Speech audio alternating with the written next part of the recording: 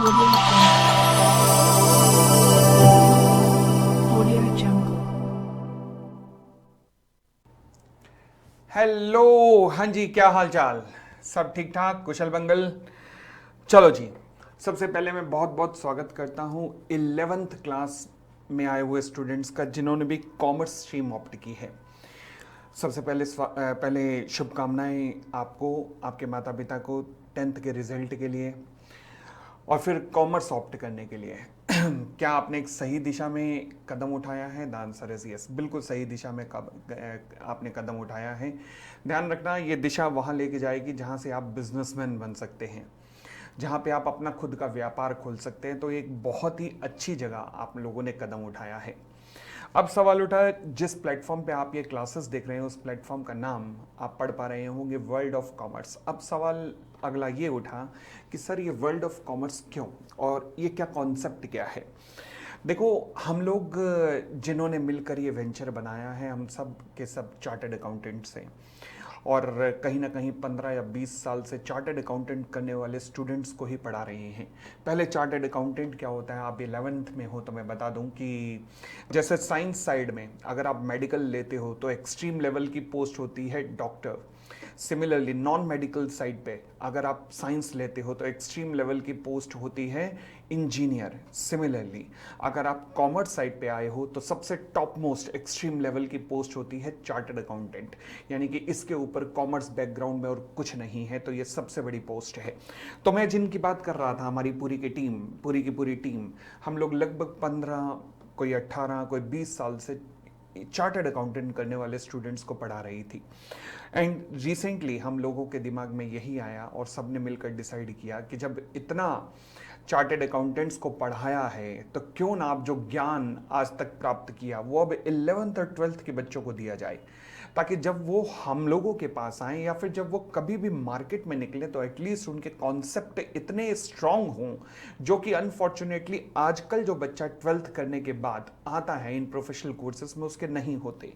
तो इसलिए पूरी की पूरी टीम ने डिसीजन लिया कि अब हम 11th एंड 12th में उतरेंगे और अपनी क्वालिटी आप सबको दिखाने के लिए, आप सबको क्वालिटी एजुकेशन देने के लिए हमने ये भी डिसाइड किया कि हम इसको कोई चार्ज नहीं रखेंगे, यानी कि this will be free of cost. अब नॉर्मली फ्री ऑफ कॉस्ट जब एजुकेशन होती है तो ये रहता है कि लग रहा है टीचर सीरियस नहीं रहेगा, मगर मैं खुद और अपनी टीम के बिहाफ पर आपको एश्योरिटी दिलाता हूं कि अभी ये वेंचर शुरू हुआ है और अब इसमें रेगुलर क्लासेस हर एक टीचर की, चाहे वो कोई भी सब्जेक्ट हो, उसकी रेगुलर क्लासेस आपको अपडेट होती रहेंगी।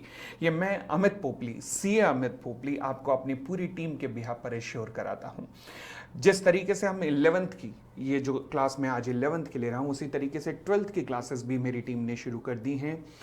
अब आप सभी बच्चों से ये उम्मीद है कि जो भी ये क्लासेस देख रहे हैं, अगर आप 11th के हैं तो ज़्यादा से ज़्यादा अपने दोस्तों को शेयर कीजिए, और अगर आप 12th वाले आपके जान पहचान के हो तो उन्हें भी शेयर जरूर कीजिएगा कि आ गया है एक वेंचर जहाँ पे चार्टर्ड अकाउंटेंट अब आपको कॉमर्स पढ़ाएंगे। ठीक है दोस्तों, चलिए। तो मैं आज सी अमित पोपली आपके सामने जो आपके लिए जो क्लास लेने जा रहा हूँ, उस क्लास का नाम है, उस आपके सब्जेक्ट का नाम है अकाउंटिंग। बिल्कुल नया सब्जेक्ट, 9-10 तक सुना भी नहीं था, शायद इकोनॉमिक्स कहीं ना कहीं सुना था, वो यहाँ पे लगा है। शायद मैथ्स तो करते ही आ रहे हैं, वो भी शायद यहाँ पर लगा है। बिजनेस स्टडी, हाँ, ये भी पहली बार आया है। अकाउंटेंसी, ये तो बिल्कुल ही नया संसार मालूम हो रहा है कि पता नहीं कहाँ आ गए हैं। और कॉमर्स में आए हैं तो अकाउंटेंसी, बल्ले बल्ले, वही तो मेन चीज़ है। जैसे कि इंजीनियर के लिए फिजिक्स है, जैसे कि डॉक्टर के लिए बायो है, बायोलॉजी, वैसे ही किसी भी कॉमर्स स्टूडेंट के लिए अकाउंटेंसी फील्ड है। तो आज हम उसी अकाउंटेंसी की शुरुआत करने जा रहे हैं। तो चलिए अपने अपने रब को, अपने अपने प्रभु को याद कीजिए और प्रार्थना कीजिए कि हमारी अकाउंटेंसी का ये सफ़र बहुत सुनहरा बीते आपके साथ और हम ढंग से हर एक कॉन्सेप्ट को समझ सकें। और मैं चाहूँगा कि इस क्लास को आप ज़्यादा से ज़्यादा अपने दोस्तों के साथ शेयर करें ताकि वो भी जान सकें अकाउंटेंसी के कॉन्सेप्ट्स को। सबसे पहली चीज़ जो मैं आपके सामने रखना चाहूँगा, मैं आपके सामने ना कुछ नोट्स रख रहा हूँ। अब सवाल उठा, सर ये नोट्स हमें कैसे मिल पाएंगे? बहुत ईजी तरीका है। कैसे? ये नोट्स जो वीडियो आप देख रहे हैं यूट्यूब पर, उसी वीडियो के नीचे एक डिस्क्रिप्शन है, उसी डिस्क्रिप्शन के नीचे एक लिंक दिया हुआ है, लिंक के अंदर नोट्स पे क्लिक करते हैं, यहाँ पे नोट्स को डाउनलोड कर सकते हैं। ठीक हो गई इतनी बात, तो ज़्यादा मुश्किल तो नहीं है, ठीक है ना। चले, अब सबसे पहले जो सवाल उठता है वो है डेफिनेशन ऑफ अकाउंटिंग की सवाल उठा। अकाउंटेंसी होती क्या है, अकाउंटिंग होती क्या है। अच्छा, अकाउंटिंग वैसे तो इंग्लिश में लिखा हुआ है, बड़ा अच्छा लिखा हुआ है कि accounting is a process of, oh my god पता नहीं क्या क्या शब्द लिखे हुए हैं। Accounting is the process of logic, systematic process of recording, classifying, summarising, analysing, interpreting, पता नहीं ऐसे ऐसे हैवीवेट शब्द दिखाए हुए हैं कि पूछो मत, हे प्रभु। अच्छा, फिर कहता है the financial transaction and communicating the result to the users thereof. The users of accounting information include owner, creditor, banks, financial institution. मैं आपको विश्वास दिलाता हूं कि पल्ले कुछ भी नहीं पड़ा होगा, और यह भी विश्वास दिलाता हूं कि आप मेरे इस विश्वास पे खरे उतरे होगे। मतलब समझ कुछ नहीं आया है, अंग्रेजी ये पता लग गया है कि लिखा इंग्लिश में है। अच्छा, अब हम क्या करें, अब क्या किया जाए। मतलब इस डेफिनेशन को समझने के लिए मैं आपके सामने एक छोटा सा एग्जांपल लेने जा रहा हूं। देखिएगा, आप सबको एक यहां पर पीपीटी नजर आ रही होगी, नजर आ रही है। मैं और ज़्यादा ब्रॉड कर देता हूं इसे, लो जी, नजर आ रही है। अब हुआ क्या देखिएगा, आप बिल्कुल इस एग्जाम्पल को बिल्कुल ध्यान से सुनिएगा। ये एक रामलाल हैं। ये रामलाल जी क्या करते हैं, आपके हाथों में देखा होगा, दूध बेचने का बिजनेस कर रहे हैं। किस चीज का, दूध बेचने का बिजनेस। ओके, इनका पूरा का पूरा मिल्क स्टोर है, और ये अपने ग्राहकों को, बहुत सारे ग्राहक है भाई साहब, बहुत सारे, मैं तो कुछ ही बता पा रहा हूं, अमर, अकबर, एंथनी, ये इन सबके ग्राहक हैं। किसके, रामलाल जी के। तो रामलाल जी के ऐसे और भी कई ग्राहक हैं जिनको रामलाल जी रोज सुबह जाकर दूध की सप्लाई करते हैं।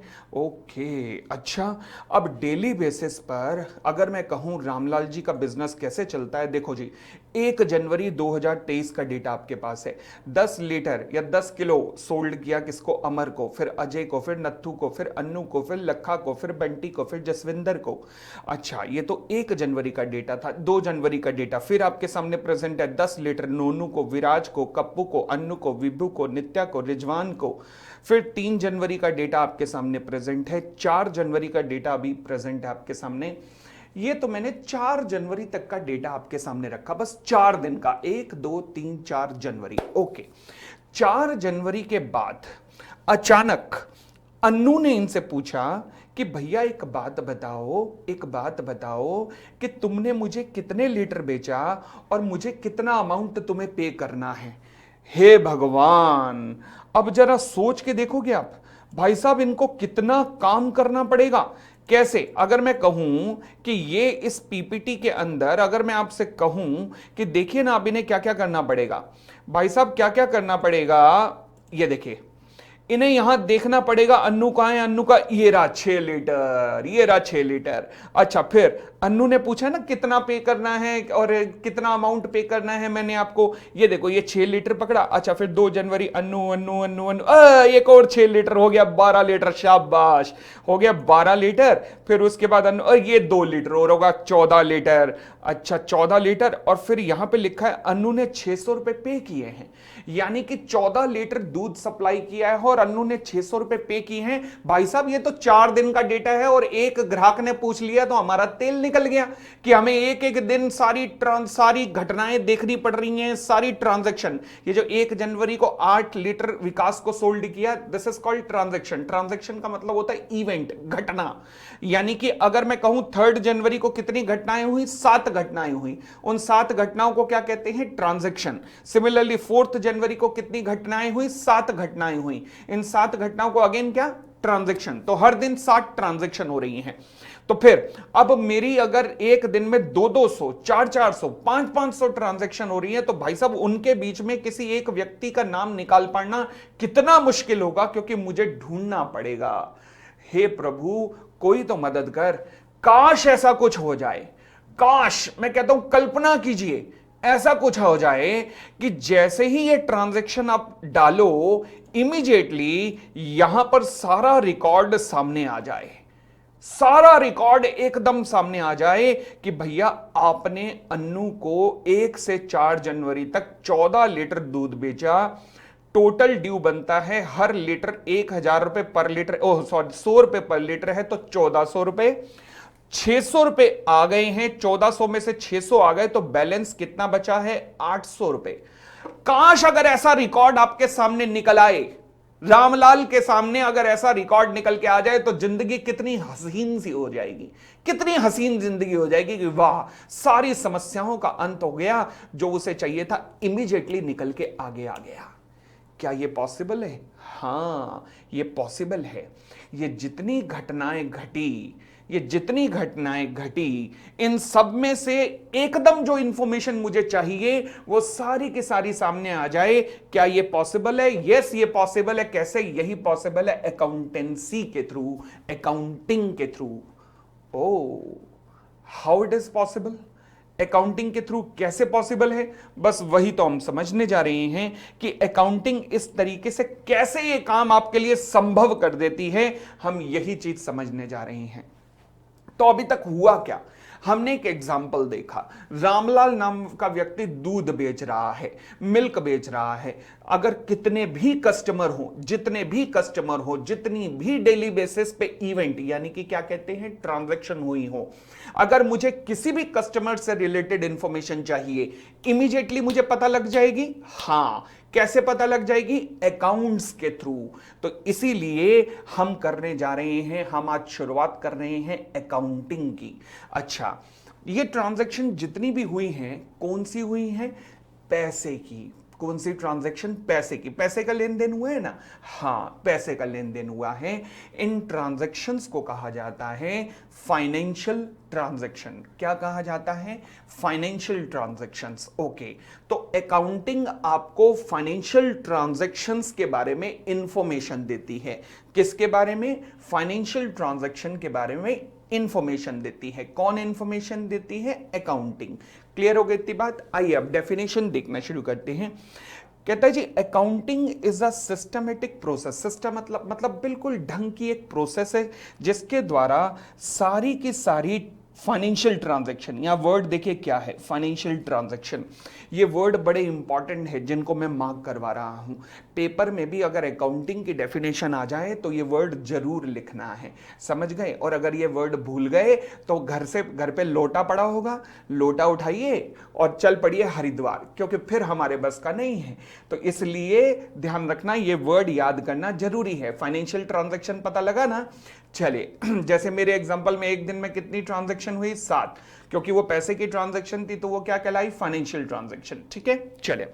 Accounting is the process of recording, classifying, summarising, analysing, interpreting. अच्छा, इतने भयंकर भयंकर वर्ड, एक एक वर्ड को अभी हम नीचे जाके समझेंगे। सब कुछ रिकॉर्डिंग सारे वर्ड नीचे आके समझेंगे, चिंता की कोई बात नहीं है।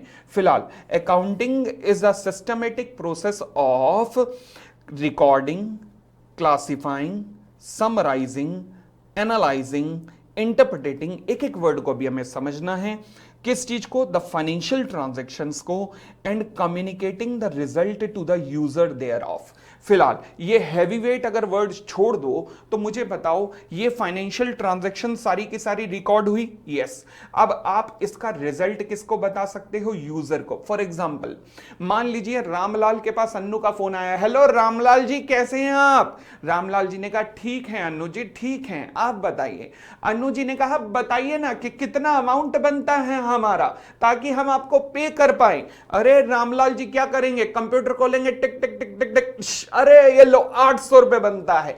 कितना इजी हो गया, जीवन एकदम सुगम सा लग रहा है, आसान सा लग रहा है। क्यों? क्योंकि आप कम्युनिकेट कर पा रहे हैं रिजल्ट किसको? यूजर्स मतलब जो इंफॉर्मेशन आपसे चाहते हैं। आपसे इंफॉर्मेशन कौन कौन चाहेंगे? आपसे इंफॉर्मेशन चाहेंगे आपके customers. The answer is yes, आपके कस्टमर्स इंफॉर्मेशन चाहेंगे। जिन्होंने आपसे पैसे लेने हैं वो भी इंफॉर्मेशन चाहेंगे। यस, क्रेडिटर्स, उन्हें क्या कहते हैं? क्रेडिटर्स मतलब जिन्होंने आपसे पैसे लेने हैं। अच्छा, जिन्होंने आपसे पैसे लेने हैं, ओके। सिमिलरली ओनर कौन है? रामलाल को भी पता लग जाएगा कि मैंने कितने देने हैं। The answer is yes. Similarly जो आपके बिजनेस के कस्टमर्स होते हैं ना, उन्हें नाम दिया जाता है डेटर्स। क्या नाम दिया जाता है? डेटर्स। एम्प्लॉयज को भी इंफॉर्मेशन मिलती है, ये सारे यूजर्स हैं। बैंक्स कैसे यूजर्स हैं, अभी आगे चल के राजी की क्लास में बताऊंगा बैंक्स कैसे यूजर्स है। तो फिलहाल एक बार दोबारा से रिकॉल कीजिएगा, accounting is the process of sir ये वर्ड याद नहीं हो रहे, अच्छा ऐसा है क्या, एक काम करो ना, एक कोड देखना, RASIC, रसिक। क्या नाम है? रसिक।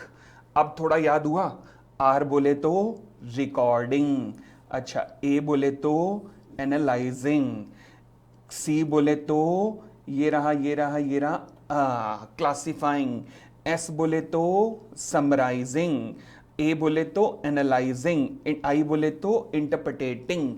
समझ आया? अभी इनका मतलब मुझे समझाना है, बट फिलहाल दिमाग में थोड़ा तो आया कि क्या क्या है अकाउंटिंग के मेन जो वर्ड्स हैं, कीवर्ड्स, वो क्या क्या हैं। चलिए, तो accounting is a systematic process of रसिक। रसिक माने तो recording, analysing, summarising, interpreting and classifying.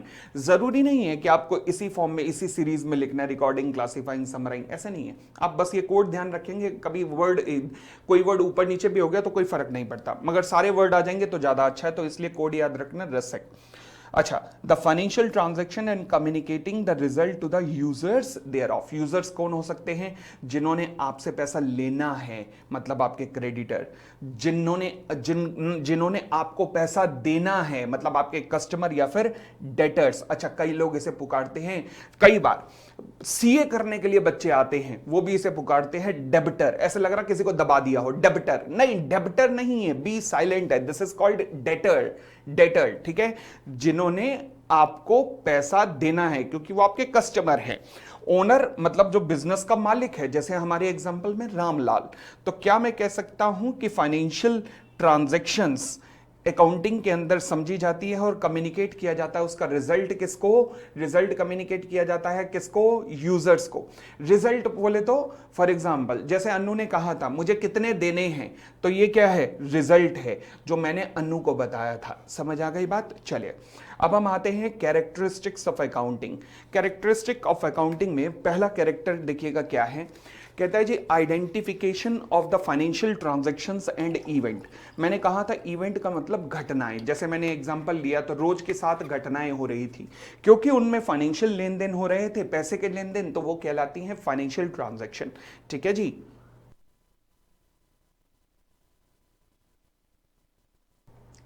ध्यान रखना, अकाउंटिंग में केवल मैं उन्हीं चीजों को रिकॉर्ड करता हूं जो कि पैसे की टर्म्स में होती हैं। जो पैसे की टर्म्स में नहीं है उन्हें मैं अकाउंट्स में रिकॉर्ड नहीं कर सकता। से फॉर एग्जांपल मान लीजिए आप में से एक व्यक्ति है रमेश, या आप में से एक व्यक्ति है विकी, कोई मॉडर्न नाम रखते हैं विकी। विक्की जो है नोरा फतेही को बहुत प्यार करता है, बेचारा दिल से, मतलब बहुत ज्यादा प्यार करता है। अब क्या ये इस प्यार को मैं अकाउंटिंग में रिकॉर्ड कर सकता हूं? मैंने कहा विक्की कितना प्यार करता है? उसने कहा सर 3.5 किलो। ये क्या, ये रिकॉर्ड हो सकता है? अरे बताओ, ऐसे थोड़ा ना होता है कि कितना प्यार करता है 3.5 किलो, कितनी नफरत करता है 250 ग्राम, ऐसे तो हो नहीं सकता। तो यानी कि जो घटनाएं अमाउंट में रिफ्लेक्ट हो सकें, केवल वही अकाउंटिंग में रिकॉर्ड की जाती हैं। अच्छा, जैसे कैरेक्टरिस्टिक ऑफ अकाउंटिंग में मैंने कहा जी क्या आता है? Identification of financial transaction and event.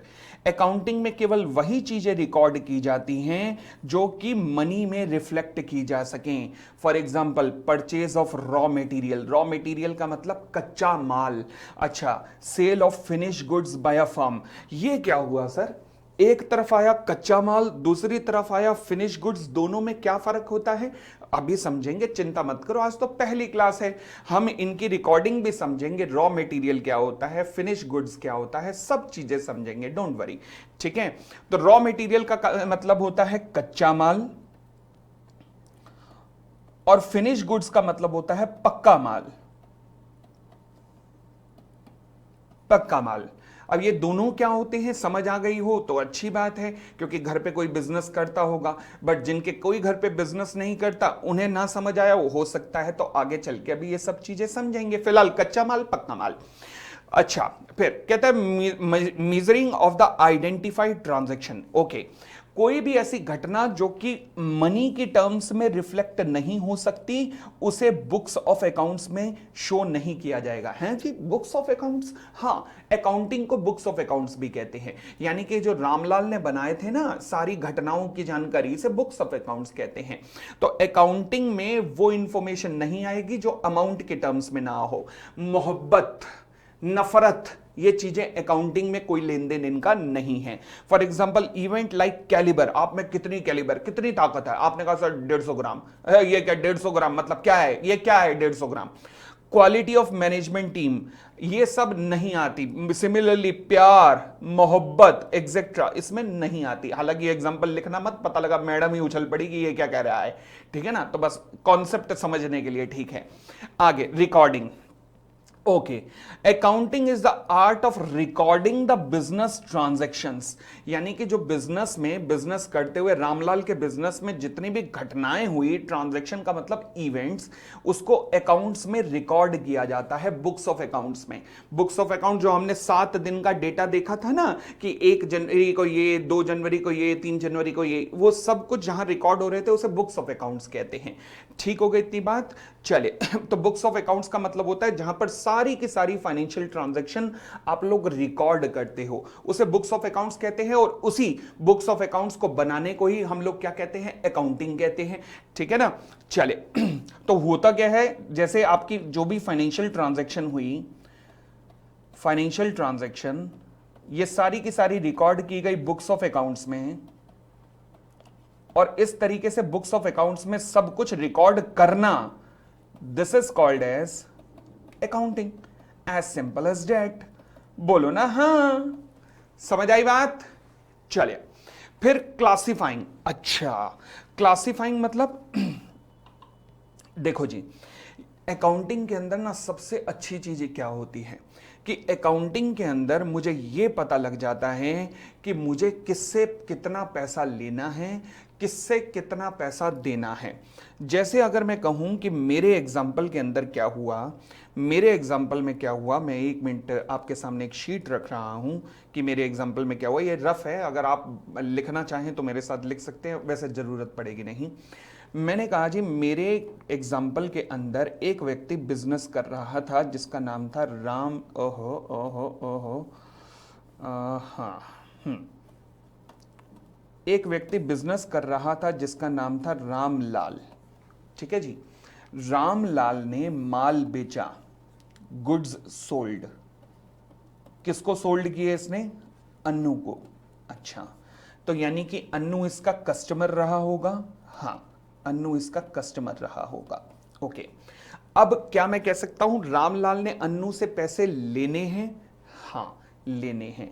तो यहां पर अन्नू जो है एक डेटर है, और मुझे पता लग गया कि अन्नू ने पैसे देने हैं 800 रुपए, 800 रुपए देने हैं।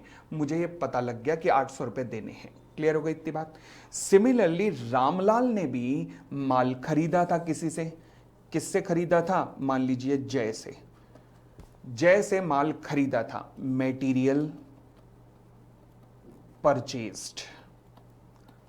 किसने, रामलाल ने।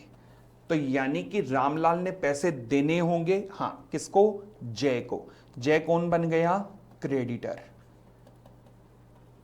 मान लीजिए पैसे देने हैं 1700 रुपए, 1700 रुपीज। ओके, अब जरा क्या मुझे सोच समझ के बताइए, क्या मेरे पास डेटर का क्लासिफिकेशन अलग आ जाएगा अकाउंट्स में, यस। क्रेडिटर का क्लासिफिकेशन अलग आ जाएगा, यस। अकाउंटिंग का यही फायदा तो है कि अगर रामलाल कभी भी देखना चाहेगा कि मुझे बिजनेस में कितनों से पैसा लेना है, तो यानी कि वो अपने डेटर की एक स्टेटमेंट देखेगा। अगर उसको कभी भी ये देखना होगा कि कितनों को पैसा देना है, तो वो क्रेडिटर की एक स्टेटमेंट देखेगा।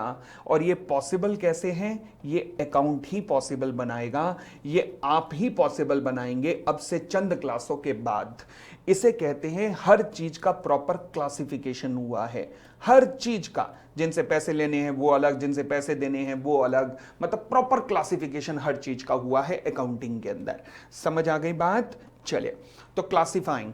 Classification is the process of grouping the transaction और एंट्रीज, एंट्रीज का मतलब अगेन इवेंट, घटनाएं, of one nature eight one place. For example, सारे के सारे डेटर्स की इंफॉर्मेशन एक तरफ आ जाएगी, सारे क्रेडिटर्स की इंफॉर्मेशन एक तरफ आ जाएगी। For example, all debtors separately, सारे डेटर्स की इंफॉर्मेशन एक साथ आ जाएगी। ठीक है जी, चले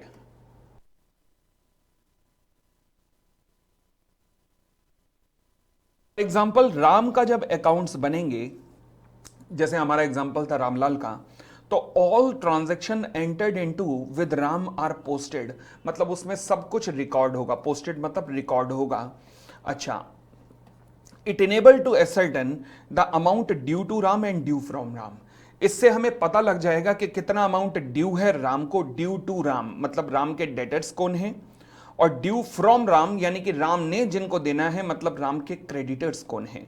तो इससे हमें सब कुछ पता लग जाएगा। द आंसर इज यस, सब कुछ पता लग जाएगा। इतनी बात भी क्लियर हो गई और आगे बढ़ते हैं। समराइजिंग, आपने ये बात देखा कि भाई साहब 1 तारीख को इतने सारे रिकॉर्ड थे, 2 तारीख को इतने सारे रिकॉर्ड, 3 तारीख को इतने सारे रिकॉर्ड, मुझे बार बार अन्नू अन्नू अन्नू सर्च करना पड़ता। मैंने कुछ क्या किया, सीधा गया किन से पैसा लेना है, अन्नू डाला, सीधा मेरे सामने इंफॉर्मेशन आ गई 800 रुपए लेने हैं। तो मतलब इतने बड़े बड़े रिकॉर्ड्स बनाने की बजाय क्या मैं सिंपल सा छोटी सी फॉर्म में एक शॉर्ट सा मैंने अकाउंट्स बनाया और वहां पे मेरे को पता लग गया अन्नू से इतने रुपए लेने हैं, दैट्स इट। यस, समराइजिंग मतलब किसी भी चीज को कॉम्पैक्ट, छोटा कर देना। यही तो अकाउंट्स का फीचर है कि इतनी बड़ी बड़ी ट्रांजैक्शन, वरना अगर मेरे को अगर अकाउंट्स ना बनाने आते तो रामलाल को क्या करना पड़ता, हर दिन की ट्रांजैक्शन में देखना पड़ता अन्नू कहां है मार्क कर, अन्नू कहां है मार्क कर। भाई साहब परेशान हो जाता, अगर कोई अन्नू को रिकॉर्ड 365 दिन का निकालना है तो बेचारा पागल हो जाता रामलाल। मगर अब उसे कुछ भी करने की जरूरत नहीं है। अन्नू ने फोन किया, रामलाल कितना पैसा देना है, इसने अकाउंट्स में डाला अन्नू का अकाउंट दिखाओ, ऐसे डाला, सीधा अन्नू के रिकॉर्ड में आ गया और लिखा हुआ आया 800 रुपए लेने हैं। यही तो अकाउंट्स का फीचर है। अब थोड़ा सा आपको यहां पे इंटरेस्ट जाग रहा होगा, सर हमें भी बनाना सीखना है, कैसे पता लगता है, हमें भी तो बताओ कैसे पता लगेगा। भाई यही तो सीखना है, आज इसी तरीके की तो हमारी गाड़ी की शुरुआत हुई है। अब आगे यही चीजें तो आप बनाना सीखोगे कि किस तरीके से रिकॉर्ड बनाए जाएंगे कि अन्नू से कितना लेना है सब कुछ सामने आ जाए, जय को कितना देना है सब कुछ सामने आ जाए। यही चीजें तो आप सीखने जा रहे हो। आप इसी को ही तो अकाउंटिंग कहते हैं। चलिए, तो समराइजिंग मतलब this involve presenting the data in a manner which is understandable. ओ कितना इजी टू अंडरस्टैंड है, and useful for the users of the financial statement. Users of financial statement, again information किसे चाहिए थी, रामलाल को, रामलाल के लिए भी जरूरी है, और दूसरा इंफॉर्मेशन किसे चाहिए थी, अन्नू को, तो अन्नू के लिए भी जरूरी है। यस, ये सब यूजर्स हुए। रामलाल कौन था, ओनर, यूजर कौन था, और अन्नू कौन था, डेटर था। ठीक है, चलिए एनालाइजिंग एंड इंटरप्रिटेशन। अच्छा, अकाउंटिंग एक और चीज में आपकी हेल्प करती है। वो कैसे, आपके एनालाइज करने में मतलब एनालाइज करने में कैसे मदद करती है, देखिएगा। ये एक मैं एग्जांपल दे रहा हूं आपके सामने, देखिएगा, नोट करने की जरूरत पड़ेगी नहीं इसे, फिर भी करना हो तो वीडियो देखकर आप कभी भी असाइनमेंट के ऊपर अपलोड कर सकते हो, या असाइनमेंट आपके लिंक के अंदर ही दिया जाएगा वीडियो के। मैं दोबारा बता दूं हुआ क्या। जनवरी महीने में रामलाल ने देखा, रामलाल का अकाउंट जब रामलाल ने ओपन किया तो जनवरी 23 में उसने देखा कि सेल हुई थी टू अनु 100 लीटर्स की। ओके, फेब में सेल हुई, सेल टू अनु 40 लीटर की। अच्छा, मार्च में सेल हुई, सेल टू अनु 5 लीटर्स की। मुझे एक बात बताइए कि इस डेटा को देखकर अब एज अ ओनर आप क्या इंटरप्रिटेशन निकालते हैं। इंटरप्रिटेशन का मतलब अर्थ निकालते हैं, अंदर छुपा हुआ अर्थ निकालना किसी चीज का, उसका मतलब होता है इंटरप्रिटेशन, मतलब किसी का गहराई से मतलब निकालना। क्या मतलब निकालते हैं बताइए फटाफट।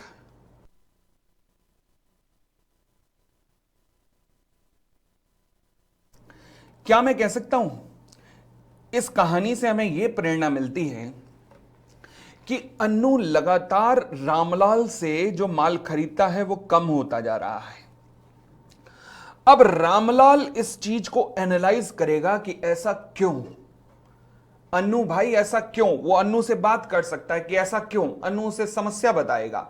आपके दूध में मलाई नहीं निकल रही, या फिर वो समस्या बताएगा आपका दूध फटता ज्यादा है, या फिर वो समस्या बताएगा आपका दूध महंगा बहुत है। जिसको जानकर रामलाल क्या सही एक्शन ले सकता है? हां, मगर अगेन ये पॉसिबल कैसे हुआ? अकाउंटिंग के थ्रू, क्योंकि सारा डेटा मेरे सामने आ गया है, सारी इंफॉर्मेशन मेरे सामने आ गई है। इसी को ही तो कहते हैं एनालिसिस करना। एनालिसिस करना मतलब किसी चीज को समझना और हर डेटा का गहराई से मतलब समझना। Analysis and interpretation of the financial data are carried out so that the users of the financial data can make a meaningful judgment.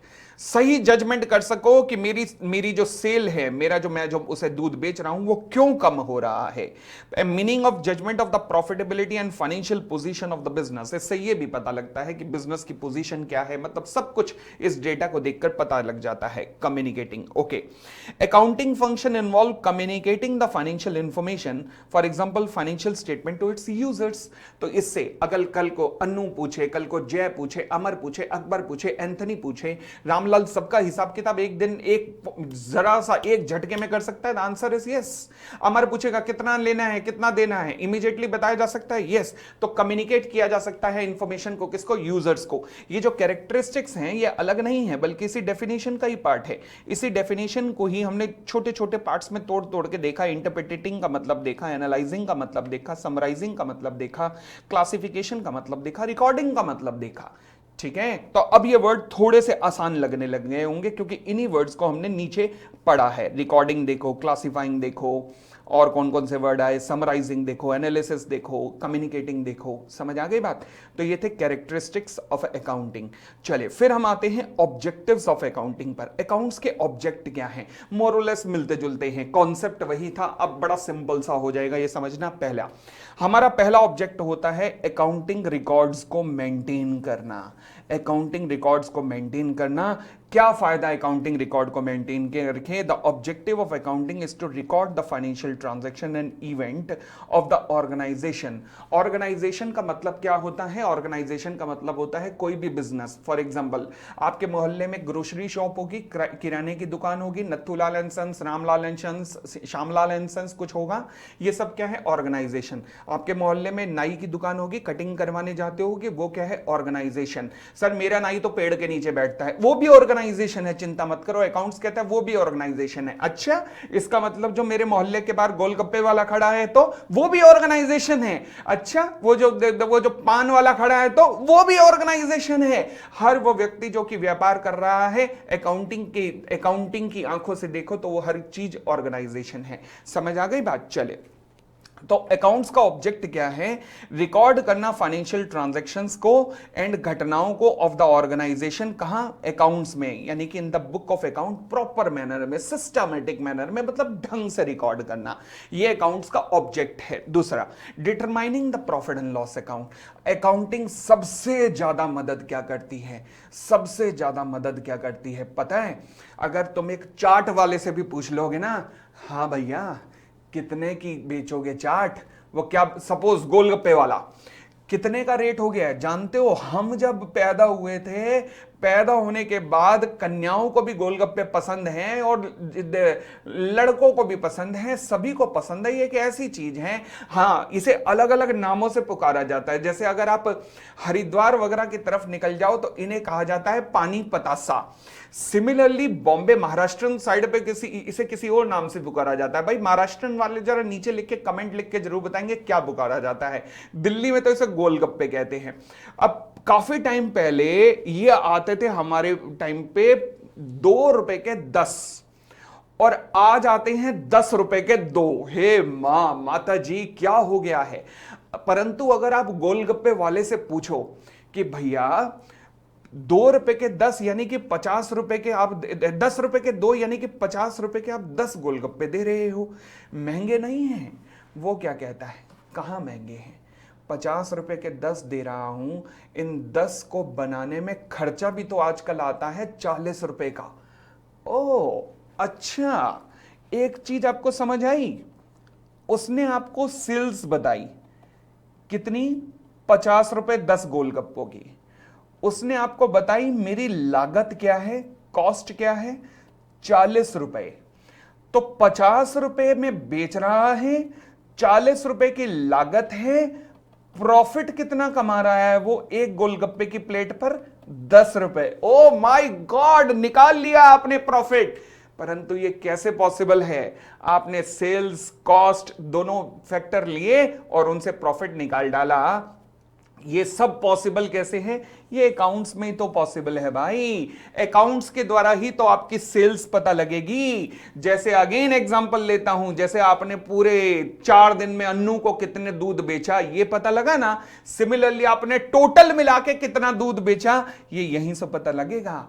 फिर आपने कितना आटा खरीदा, कितने सूजी खरीदी, कितना पानी खरीदा, ये सब फैक्टर भी आपकी कॉस्ट में, आपके लागत में जुड़ जाएंगे। फिर सेल्स और कॉस्ट को माइनस करके हमारी प्रॉफिट निकल आएगा। आपका छठा या सातवां चैप्टर यही है जहां हम ये चीजें भी निकालना सीखेंगे कि बिजनेस का प्रॉफिट एंड लॉस कैसे निकाला जाता है। फिलहाल अकाउंट्स की वजह से क्या यह संभव है, हां, प्रॉफिट है या लॉस है किसी बिजनेस में, वो अकाउंट्स की वजह से ही पॉसिबल है। Another object of accounting is to determine whether during the accounting period, यानी कि किसी भी पीरियड में, जैसे मेरे एग्जांपल में मैंने पीरियड कितना लिया, 4 दिन, तो किसी भी पीरियड में, जिस पीरियड के भी अकाउंट्स देख रहा हूं मैं, the firm has earned profit और हैज इनकर्ड लॉस, अकाउंट से पता लगता है। Yes, for this purpose a statement called an income statement और trading and profit and loss account statement is prepared.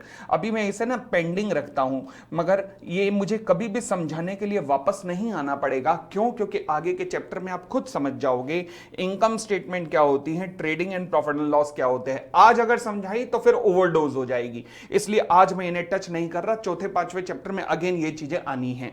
चलिए आगे, determining the financial position. Okay, क्या मैं कह सकता हूं कि अकाउंटिंग की वजह से किसी भी एंटिटी या किसी भी ऑर्गेनाइजेशन की फाइनेंशियल पोजीशन पता लग जाती है? यस, आपको यह भी पता लग जाता है कि आपके हाथ में कितना कैश है, कितना कैश पड़ा है आपके हाथ में, कितना रोकड़ा पड़ा है कैश, ये भी पता लग जाता है।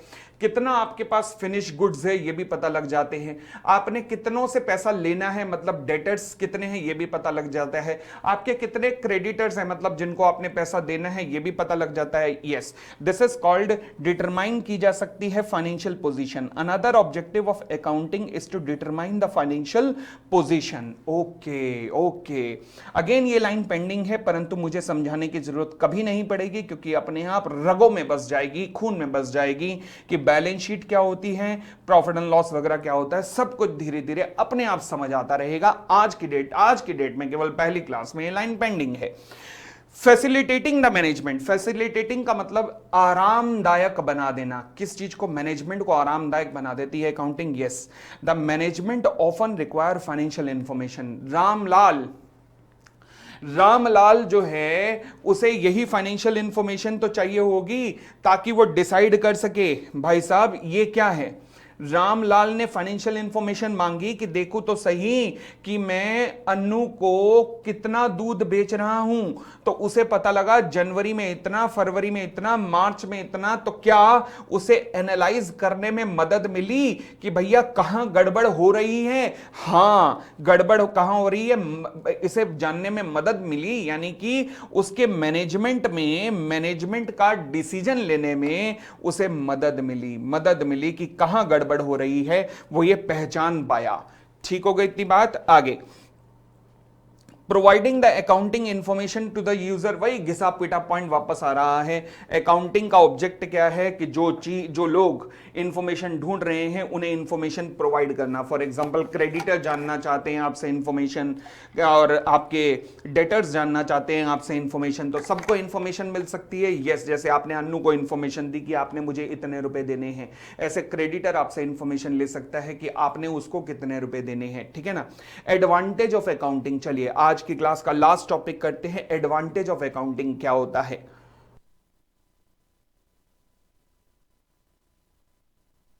वैसे तो कई सारे एडवांटेज आपके दिलो दिमाग में इस टाइम घूम रहे होंगे, मोर और लेस काफी कुछ समझ आया होगा कि एडवांटेज क्या होंगे। फाइनेंशियल इंफॉर्मेशन, किसी भी बिजनेस की फाइनेंशियल इंफॉर्मेशन पता लग जाती है। गोलगप्पे वाले का पता लग गया तुम्हें कि वो 10 रुपए पर प्लेट कमा रहा है, ऐसे ही किसी भी बिजनेस की फाइनेंशियल इंफॉर्मेशन पता लग जाती है, फाइनेंशियल परफॉर्मेंस पता लग जाती है। यस, इसने कितना प्रॉफिट कमाया, कितना लॉस कमाया, क्या सब कुछ पता लग जाएगा। यस, यही तो एडवांटेज है।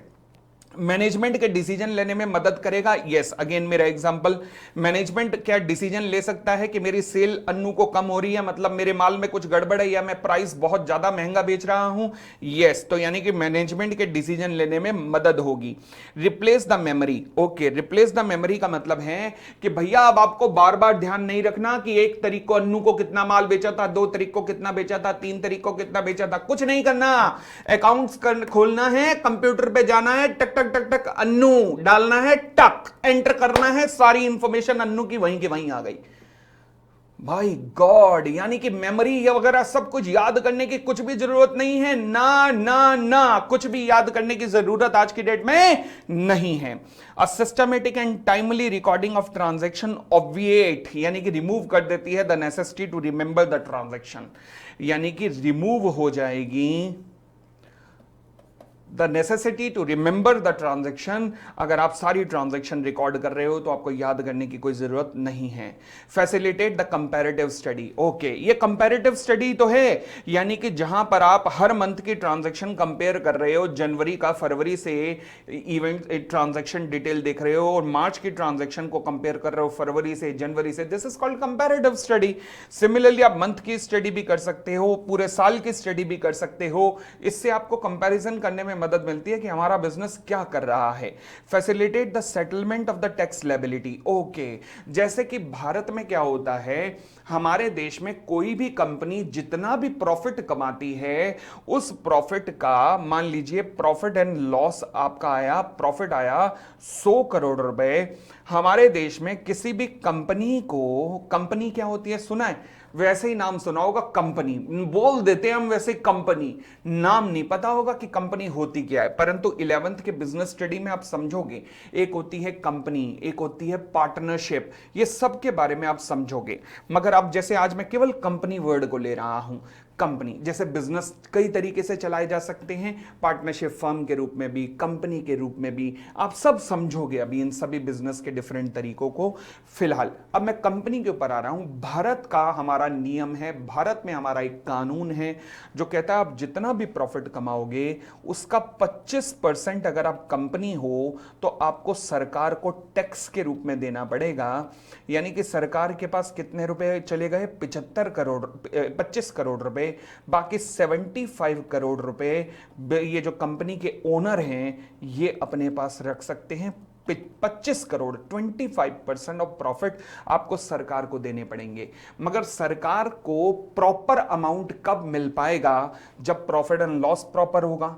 अगर आपका प्रॉफिट गलत हुआ, मान लीजिए गलती से प्रॉफिट आपने शो कर दिया 60 करोड़, तो 25% कम बन जाएगा, तो गवर्नमेंट को टैक्स कम जाएगा, गवर्नमेंट आपके पीछे पड़ जाएगी। तुझे बताऊं, तेरी ऐसी की तैसी टैक्स चुराता है। अब आपकी चुराने की इच्छा नहीं थी, आपके अकाउंट्स गलत बने हुए थे, पर अगर सही अकाउंट्स बनाए तो फिर आपकी टैक्स लायबिलिटी बिल्कुल सही ठीक ठाक निकल जाएगी कि अच्छा मुझे इतना टैक्स देना है, हाँ इतना टैक्स देना है। प्रॉपर अकाउंटिंग रिकॉर्ड इमेंसली, बहुत ज्यादा, इमेंसली मतलब help in the settlement of tax liability since it is a good evidence of correct recording of transaction.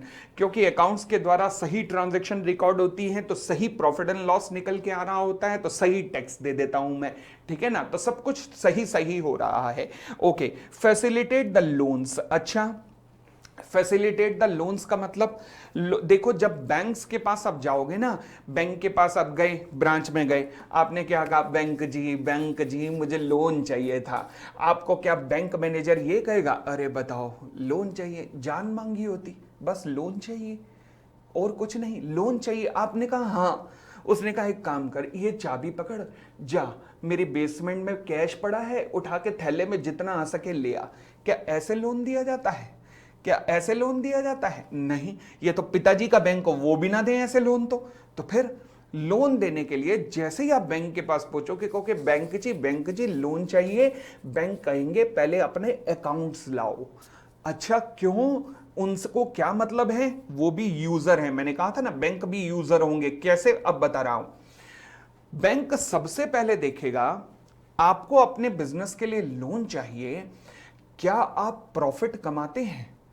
वो आपके प्रॉफिट में से पता लग जाएगा कि क्या आप प्रॉफिट कमाते हैं। गोलगप्पे वाला 10 रुपए प्लेट कमा रहा था, अगर तो आप कमाते हैं तो बैंक वाला कहेगा हाँ ये बंदा प्रॉफिट कमा रहा है और मैं इसे लोन दूंगा तो ये अपने बिजनेस में और पैसा लगाएगा, बिजनेस और बढ़ेगा, प्रॉफिट और बढ़ेगा, इसका भी बेनिफिट मेरा भी बेनिफिट, मैं लोन दे देता हूं। पर अगर आप लॉस कमा रहे हैं तो बैंक को पता है कि ये बंदा वैसे ही डूबा हुआ है, शक्ल पे वैसे ही इसके 12 बजे हुए हैं, ये क्या करेगा, ये डुबाएगा खुद को भी, नालायक मुझे भी डुबाएगा। बैंक कहेगा ना बाबा ना, मुझे लोन नहीं देना। तो ये सब कुछ पैसे पता लगा रहा है बैंक, अगेन आपके अकाउंट्स को देखकर लोन पता लगा रहा है कि फैसिलिटेट मतलब लोन दूं या ना दूं। Loan is granted by the banks और financial institution on the basis of financial position of an entity. Bank और फाइनेंशियल इंस्टीट्यूशन में क्या फर्क होता है, देखो ये फाइनेंशियल इंस्टीट्यूशंस जो होते हैं ना, ये लोन देने का काम करते हैं किनको, जो लोग मैन्युफैक्चरिंग में लगे होते हैं ना, जो चीज बना रहे हैं, किसी चीज की मैन्युफैक्चरिंग कर रहे हैं, ये केवल उन्हें लोन देते हैं। और बैंक सबको लोन देता है, सबको लोन देता है बैंक्स, ठीक है ना। तो ये फर्क है फाइनेंशियल इंस्टीट्यूशन और बैंक्स में। और आगे बढ़ते हैं, evidence in the court. Evidence in the court का मतलब है कि मान लीजिए एक व्यक्ति है राम, एक व्यक्ति है, एक इसकी वाइफ है रिया, दोनों के बीच में झगड़ा हो गया, दोनों ने कहा हम एक दूसरे की शक्ल नहीं देखेंगे, और दोनों कोर्ट में चले गए। अब जब कोर्ट में चले गए तो रिया ने कहा जज साहब मैं इस आदमी के साथ रहना नहीं चाहती। राम ने कहा जज साहब मैं भी इस मैडम के साथ रहना नहीं चाहता। रिया ने कहा जज साहब मुझे मेरा खर्चा दिलवाइए महीने का, मैं अलग होना चाहती हूँ। अच्छा, जज ने कहा राम तुम कितना कमाते हो। राम ने कहा सर मैं तो उधार पे जिंदगी जी रहा हूं, मैं तो कुछ कमाता ही नहीं। रिया ने कहा झूठ बोल रहा है, ये झूठ बोल रहा है, जज साहब झूठ बोल रहा है, आप इसके अकाउंट्स मंगाओ अभी सच्चाई सामने आ जाएगी। क्या राम तेरी सच्चाई सामने आ जाएगी? हाँ, क्योंकि जज क्या करेगा, कोर्ट में तेरे जितने भी तेरे अकाउंट है वो सब मंगा लेगा, वहां से तेरे खिलाफ सारे एविडेंस, सारे सबूत पता लग जाएंगे कि राम तुझे रिया को पैसे देने हैं कि नहीं। समझ आया? तो इससे सारे राज भी खुल जाएंगे किसी के। अच्छा, facilitate the sale of business. Facilitate the sale of business से फॉर एग्जाम्पल हुआ क्या हुआ ये कि मान लीजिए एक बिजनेस है जिसका नाम है Popli steel limited, Popli steels. अच्छा, अब टाटा स्टील की नजर मेरे पे पड़ी। टाटा स्टील नाम तो सुना होगा आपने, टाटा स्टील का, टाटा तो सुना है, पोपली आज ही सुन रहे हो शायद, है ना।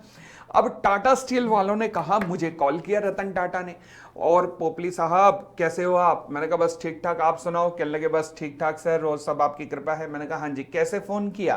कहने लगे पोपली साहब मैंने सुना है आपका पोपली स्टील अच्छा काम कर रहा है। मैंने कहा हाँ अच्छा काम कर रहा है, क्यों फोन किया आपने। कहने लगे मैं आपके इस पूरे के पूरे बिजनेस को खरीदना चाहता हूं, क्या आप मुझे ये बिजनेस बेचेंगे, क्या आप मुझे बिजनेस बेचेंगे। मैंने कहा भाई साहब जब मैंने ये बिजनेस शुरू किया था तो केवल 1 लाख रुपए लगाए थे, केवल 1 लाख रुपए से बिजनेस शुरू किया। उसके बाद मैंने फिर और पैसा डाला 9 लाख रुपए का। अच्छा, टोटल डाला 10 लाख रुपए का।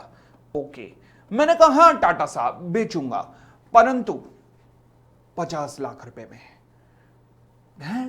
टाटा जी ने कहा एक बार मैं अकाउंट्स देख लूं। मैंने कहा देखो। टाटा जी ने अकाउंट्स देखा, उन्होंने देखा कि मैंने व्यापार में 10 लाख रुपए डाला हुआ है। सबसे मेन चीज वो देखेंगे कि प्रॉफिट है कि नहीं, प्रॉफिट भी है। वो खुश हो गए। उन्होंने कहा प्रॉपर अकाउंट्स मेंटेन्ड हैं आपके, और आपने बिजनेस में पैसा भी डाला हुआ है, प्रॉफिट भी है, सारी चीजें सही हैं, आपके अकाउंट से सब कुछ पता लग रहा है। आपने मुझे कहा था पोपली जी कि 10 लाख रुपए डाला हुआ है। मैंने कहा सच कहा था ना? उन्होंने कहा हाँ, नजर आ रहा है आपके अकाउंट्स को देखकर।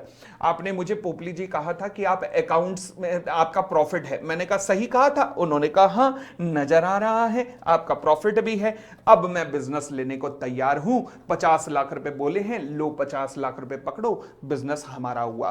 क्या मैं कह सकता हूं कि अगर कोई व्यक्ति अपना बिजनेस सेल करना चाहता है, देखते होगे शार्क टैंक के अंदर क्या होता है, वो लोग आते हैं अमन को या फिर और बाकी लोगों को, जो क्या करते हैं, पिच करते हैं कि हम अपना बिजनेस आपको बेचना चाह रहे हैं।